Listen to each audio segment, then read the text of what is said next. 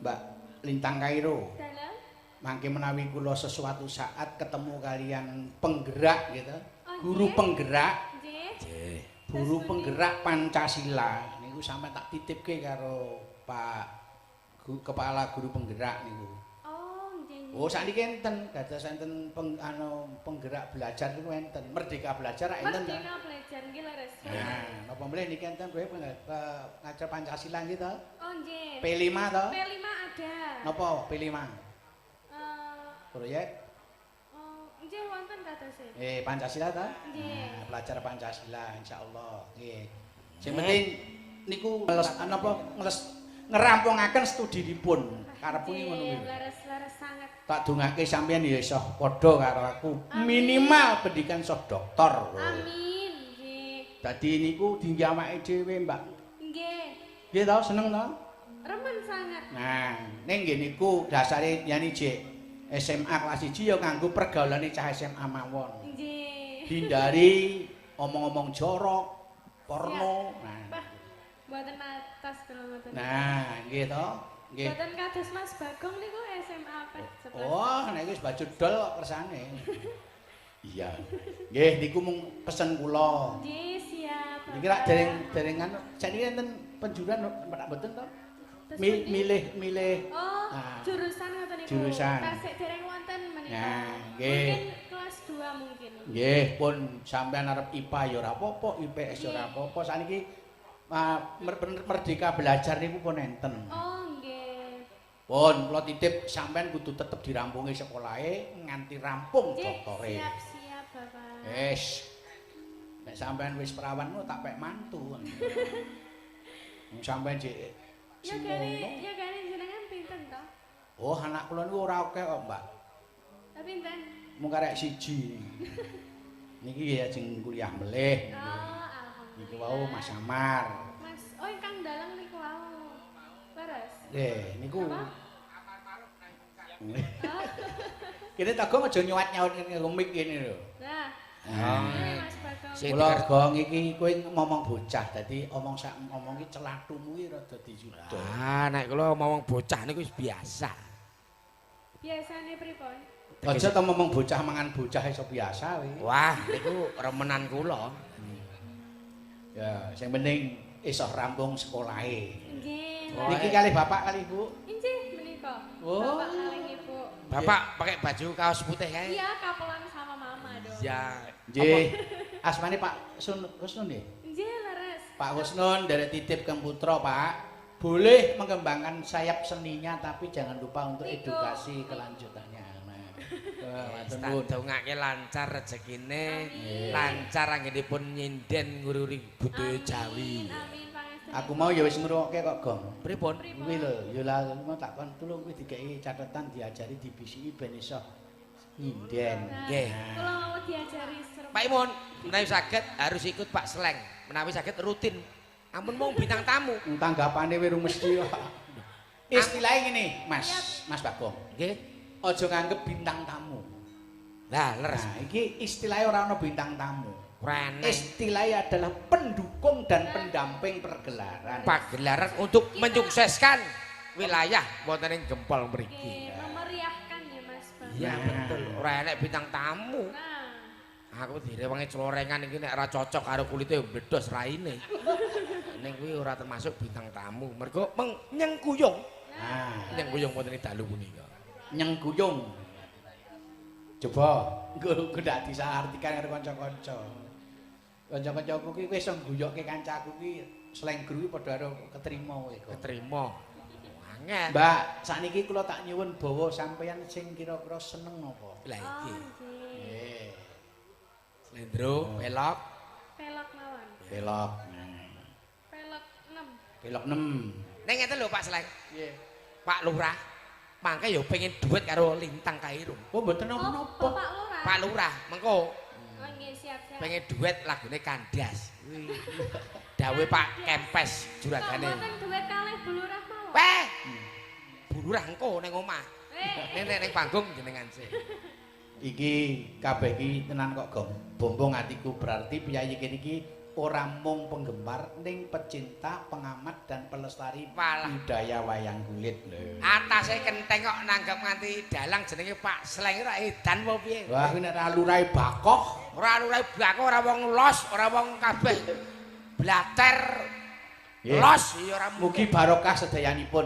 Amin. Amin. Nggo, anakku wedok. Aku arep nyempluk, Mbak ya ora apa-apa ya. Nduk mawon, Bapak. Wah, mboten, Mbak mawon. Kan sebagai anak panjenengan. Nggih, amin amin. Pak Sleng. Apa? Jenenge ayo nduk mboten ana napa. Nduk mawon, Bapak. Jenenge kok pekewo napa tese ngersake apa piye? Lambemu nek omong. Coba, engko Mbak, napa? Ngene. Bawane napa? Imbangono katresnanku. Weh, yang kitane Pak Dengkleng. Nggih. Wih iso. Kanca-kanca iso kuwi. Yo. Monggo, Mbak. Saben dina. Mangaten jumeneng mboten menapa.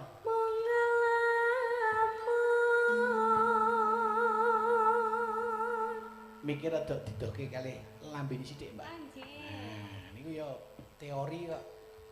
Ini nek karo nderek Pak Sleng kuwi miki kudu adoh. Oh, Nggih kaya aku ngene iki. Sing Ya penting ora ya. sampeyan nggih. gen cetok kaptur pirsawan penggemar YouTube iki gen Oh, nggih. lah. widanget iki gen cetok. Siap, siap. Ndak vokal iki men ra terlalu bindeng ngono. Nah, Nggih. dadi gen cetok sing penting ilate. Sing ilat. Rada dawa. Saben dina. Ya jeng. Gong. Bocah ki ka anu angle dhewe kok.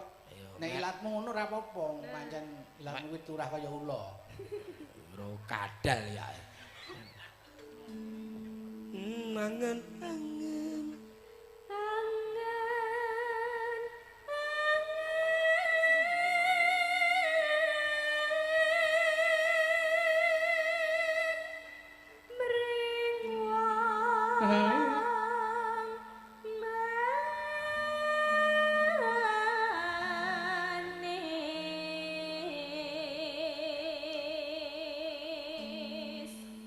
Mbak Lintang Kairo. Dalam. Mangke menawi kula sesuatu saat ketemu kalian penggerak gitu. Oh, Guru nggih. penggerak, Nggih. Nggih. guru penggerak Pancasila. Niku sampe tak titipke karo Pak Kepala Guru Penggerak niku. Oh, nggih. Oh, sakniki enten dados enten penggerak belajar niku enten. Merdeka Belajar enten. ta? Merdeka belajar nggih leres. Nah, napa mleh niki enten kowe ngajar Pancasila nggih to? Oh, nggih. P5 to? P5 ada. Napa P5? Eh, Proyek nggih wonten katose. Pancasila ta? Nggih. Nah, belajar Pancasila insyaallah. Nggih.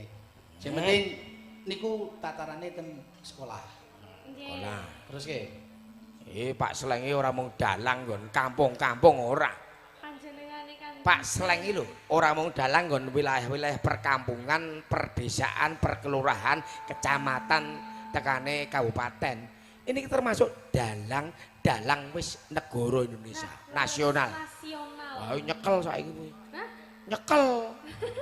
Iya napa ndek kiting. Ayo maksudnya tegese nyekel. Enek anune kekuatane iki eneng. Iya, sing penting sinau. Iya. Neno. Gong salah. Salah. Oh neno. Arep urip rengan.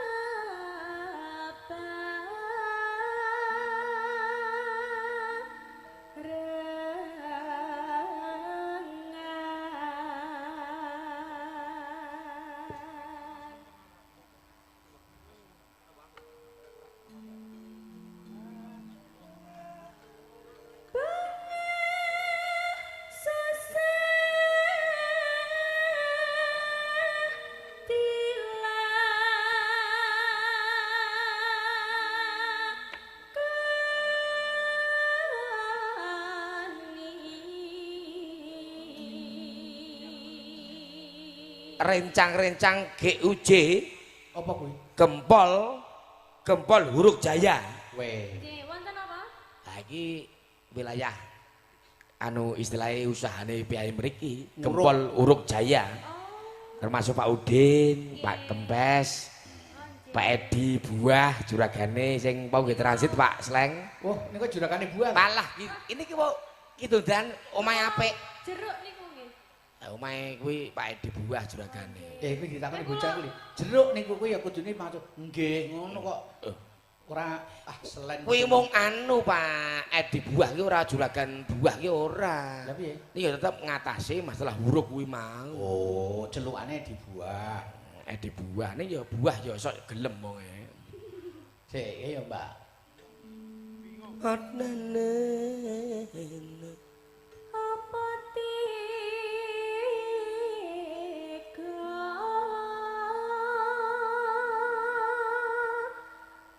lampun kakang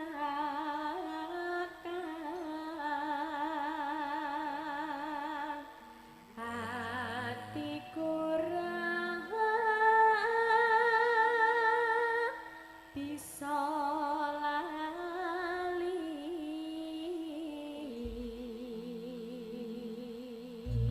Bocahe anteng, cerdas, iso duwe seni. Nggih. amin Sampeyan iso tak dongake iso dadi akuntan yang paling hebat. amin pangestunipun panjenengan nggih Bapak Nggih, dadi akuntansi niku bisa mengelola sesuatu itu sumber yang daya. mengurus uang-uang itu nggih Nggih, ya ora mung uang tok ya wis kabeh. Apa ya kabeh pokoke enek hitungane, ngurusi nggon hitungan kowe iki. Ora nggon dhuwit. Dhuwit iku ora mesti eneng kok. Jadi penting nggon tapi kan akuntan itu pengurus uang Ya betul, kari melu sapa? Lah kowe nek melu nggon pabrik, nggon melu nggon perkantoran kuwi ya akuntansi ya Paling tidak manajer perusahaan, manajer perusahaan. direktur. amin Lah kowe nek melu nggon wayang ini mung makelar kowe ya. Kira kowe justru upama Mbak Lintang Kairo ki rampung kuliah pendidikane lho, senine iso ditata kelola, Nggih. duwite iso dienggo mengembangkan sayap dengan mendirikan perusahaan, mengembangkan pendidikan tentang keterampilan kuwi ya saya hebat. Kuwi apik, Nduk. Ora kaya kok kowe iki makelar aja diomongke. Nah, Makelar rugi kok trigis. Makeleri dalang sleng lho. Ora tutuk bathi. Rugi. Rugi dong. Lah kok tok makelari ora iso. Elah apes tenan ya bocah. Terus ki, Mbak. Saben dina mengalaman jroning Dongaaken masyarakat wonten ing Gempol Kentheng. Bibaripun acara ing dalu punika masyarakat Gempol adoh saking lelara, amin adoh saking perkara, amin adoh saking rekoso, amin adoh saking panggoda pangrencana, Amin. mugi antuk bagya mulya. amin Sedaya masyarakat Gempol tansah pinaringan sehat, amin sehat tanpa obat, seger tanpa dokter, lemu tanpa jamu. amin tak kira Tak kamu kira. tanpa mangan Lemu tanpa cium. Tanpa jamu, Terus ki, Mbak. tanpa jamu. mongko Mas Prasetyaku Bebas seni tanah bisa tinu Yo, digarap jaipongan. Sangkas. Tulung Mas kamera. Menika ingkang sami lenggah dipun syuting betul-betul malam ini membanggakan. Yo. Hei, pakai pes. Ayo lah. Oke.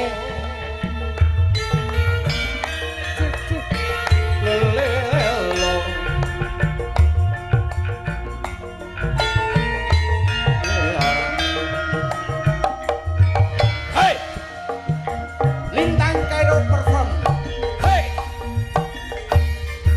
Saben dina mung ngalamun sroning sepi sepi sampun amung tansah kadulu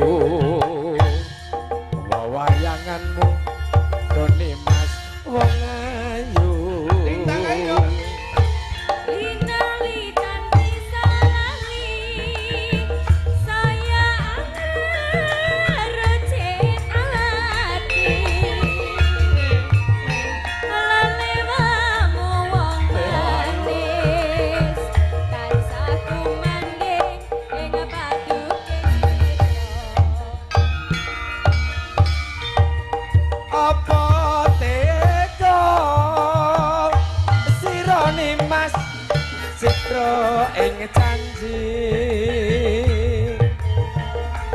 misake katresnan jati lamun mangkono piye katresnanku piye katresnanku Sik kok.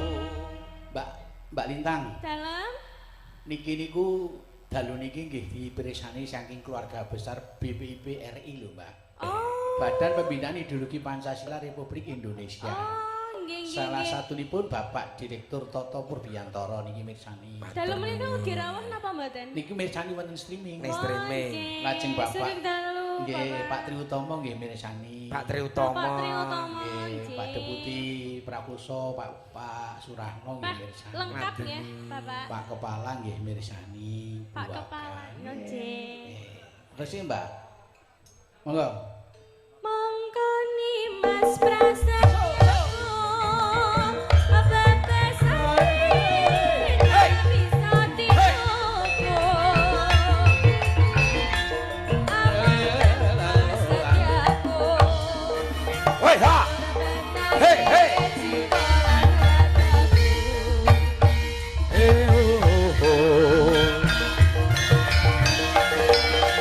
yo hei hei hei ha Wah. Aku ngene, Gong. Be Mas Leng Mendukung dan mensupport marang putraku Mbak Lintang Kairo. iya Aku ki ya ana kenalan dan asmane ya Mbak Lintang ning wonten Malang, Mbak. oh Menika- sinden ugi Mboten. mboten Beliaunya itu adalah penulis buku. Malam ini juga menikmati oh perkenalan. penulis buku Loh, Mbak Lintang Mbak Lintang. Iku, Pak Sleng duwe kenalan ning Malang duwe kenalan ning Kediri Kediri Aku. penulis buku nek Bagong ya kenalan. aku duwe LC anu pengging ngono sarung Bagong iki lho. kuwi jenenge ya Lintang padha lintange oh yo apik ngene iki ya Lintang. tapi kok LC to Lintang Cemaluk. Lintang kuwi apik Lintang Iki tak worke Bagong mah wedi aku. Virusnya mesti bakal ya ora ta Pak wong yo iki SMA lho, lagi kelas 1 lho. SMA tak kei pengalaman gen ngerti ndi apike ndi eleke gen iso bedake Oh ngono. nggih ngoten ora kok cah SMA ki ora wong bodho tak kei elek kok manut eleke kuwi berarti wong bodho lah iki tak kei pengalaman iki wong bodho ngene-ngene wong apik ngene-ngene kowe milih nduk lah ngono Iya sing iya. apik apik. Saiki milih Pak Lurah duet karo oh Mbak nggih Lintang Bapak kayak gitu. Lurah Baik, buat ada kayak sound rusak ngono lho. Bapak Lurah Iki ki sound iki elok lho. Bengi iki tepuk tangan untuk sound sistemnya. Wow. Bintang Putra Bintang Putra. ngene selamat bener Yes. Oh. hah ngene selamat bolo kula niki Ini Pak Slamet niki. sesuk nek cocok Pak Sleng Piye? neng Ngasinan tanggal 21 Desember Bintang Putra boyong rono. Ayo matur karo Pak Lurah kono no. Wis oke wis nyang-nyangan tok. ya Wis tak Nggih. nyang Bintang Putra loro Niki setengah. ngene Gong. Jadi punya saudara karib, jadi banyak saudara kayak sedulur ki sing kagungan son ngene iki nek eneng rekomendasi apa-apa rak karek matur. Betul. Niko. Kae banterke gedhekke ndase. Mamane ngono iki dadi Ngomonganmu lho. Atose lho kok gedhekke kok ndase iki apa ndas anu dhewe. gedhekke maksude gedhekke volumene. Minggo. Ngene. Niki keparo saestu son niku nggih wit wau kok wah enak banget ya. Niki ten radio nggih. jeleng Jeleng-jeleng ngono ya. nggih Dipun giaraken radio Sleng. slang Nika saderengipun radio Sleng nggih dipun giaraken radio ugi wonten radio RCTI. Apa kuwi? I. Radio cilik tanpa izin. Dadi RCTI. Menggema ya Mas Menggema lho. Menggema Apik iki sekali. mong apik. Pomo saudara-saudara. Baik, yuk untuk ada Pak Lurah, yuk ada Pak Agus Santoso, yuk satu persembahan bang ada kan das semua, yuk teman, yuk. ya kandase ya jadi Lek digemakan. kandas. Iki lagunya duet bersama Pak Agus Santoso. Monggo Pak Gus. Permintaan Monggo, ada Pak Agus. bersama Lintang Kairo dari Mas Sapa? Juragane Huruk. Wah, Mas Kepes. iki pomo persatuan juragan huruk sak Boyolali nu syukuran ya apik lho. Walah kuwi apik Pak. Huruk sak keduan iki lho, sak keduane lho nanggape kena. Lah iya. Yuk, ada ini juga terus terang Pak Sleng. Sreng. Ini dari Pak Agus Santoso. Ini juragan empon-pon. Juragan empon-pon juga. Wah, iya. Bisa kirim-kirim dari luar kota, luar Jawa untuk Anda yang membutuhkan untuk Anda.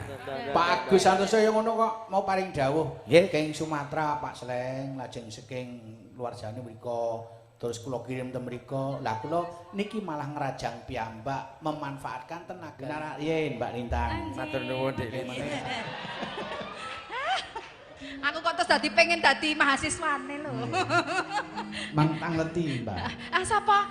Jenengmu sapa nak Cahayu? Sugeng dalu Bu Endah. Ya Ger. Jenengmu Derek Pitepangan kula Dini. Dini. Nggih. Oh ya. Anu kuliah di UNS. Nggih. Ambil jurusan apa nak? Pendidikan Bahasa Jawa. Elok pendidikan bahasa Jawa. Semester pinten? Semester piro Ger? Alhamdulillah sampun semester 8. Wah, semester 8. Garek semester Nah, akhir iki. iki. Sampean begini anggere jenenge asmane Dini iki keluarga besar BPIP iki mesti dorek. Kok saged? Mergo ana penggemar sampean. Loh, sinten Pak? Wah, rahasia. Loh, kok Ki, rahasia? biayane mirsani lewat streaming. Niki Salam-salam bapak to emas kanggo napa- penggemarmu no, Nduk. Nggih, niki Bapak Emas napa Mbak napa Mbas? Wis kapan-kapan tak kenal ki. Nggih, sugeng dalu penggemar kula. Nggih. Waduh, kok seneng aku nek Nggih. penggemar. Niki anu lho, Mbak Enda. Nggih. Baru kali ini Dies Natalis niki kula nggih melu seneng.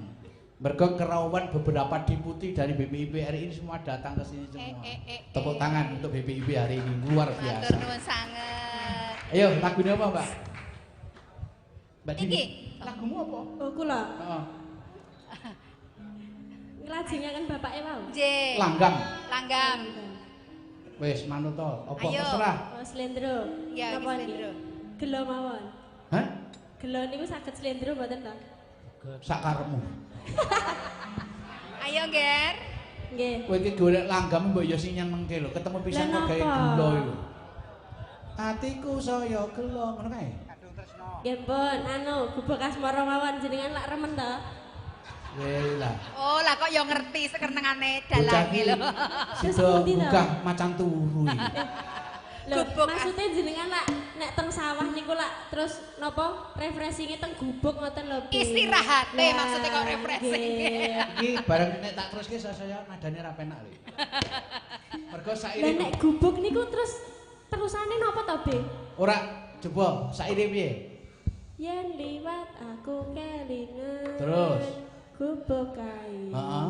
Biyen tak nggo leren. Owe owe o. Owe owe o. Oh, aku ngerti kuwi. Berarti leren terus owe owe oh. Owe owe. Iki kandhani kok very koloso aku ra wani aku. Langsung nembang kowe. Ayo, dadake gubuk Ayo, asmara. gubuk asmara, Ger. Monggo, dados.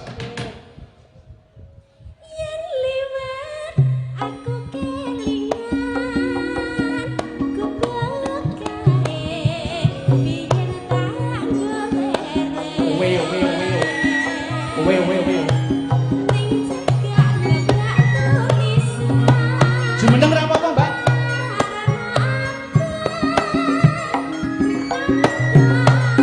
Kasih sayang.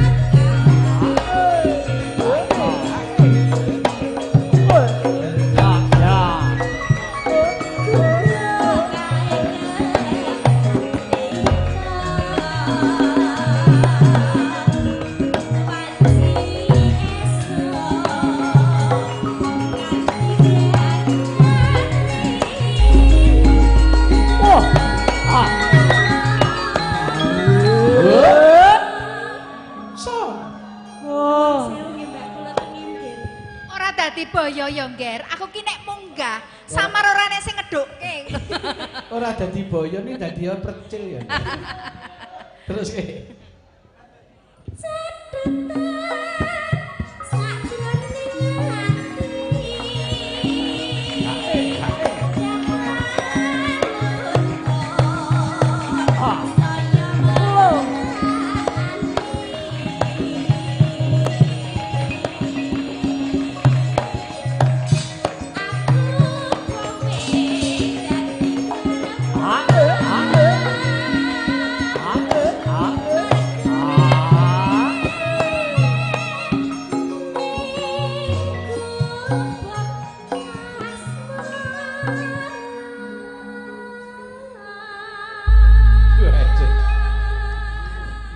Mbah Nun. Suarane becik banget bocah-bocah saiki iki tenan. Ora mung suarane ya, tur ya manis ya. Manis.